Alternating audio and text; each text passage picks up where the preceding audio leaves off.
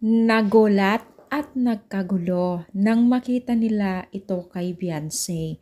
So ano nga ba ito? So bago natin ipagpatuloy ang ating paksa for today's video, kung bago ka pa lang sa aking channel, please subscribe, like, and pakihit na rin po natin guys ang notification bell upang ma-update po tayo tuwing ako pinag-upload patungkol sa Team Kalingap, and please support po natin ang buong Team Kalingap, lalong-lalo na po kila Kalingap Rab at Kuya Bal. Alam niyo ba guys na itong si Beyonce ay maraming nagulat at marami po ang iba't ibang reaction po na ating nakita nang makita nila itong si Beyonce kung ano ang tunay na hugis ng kanyang katawan, at talagang napakaganda po, at sinabi ngang model ang kanyang or pang model ang kanyang katawan. Sabi nga ng isang komento ay sobrang ganda ng katawan ni Beyonce, pang model talaga, at talagang siguradong matutuwa ang mga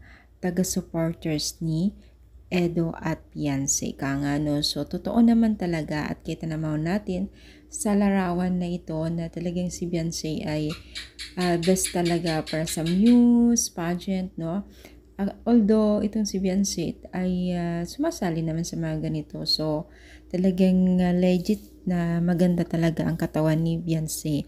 So marami pang nagsasabi na swerte naman daw itong si Kalingap Edo para sa kanyang love team na si Beyonce. Why not naman? Kasi itong si Beyonce ay talagang mabait na bata, di umano ka nga ng kanyang nanay, no? So, ano nyo masasabi? Masaya ba kayo para kay Beyonce at Carla?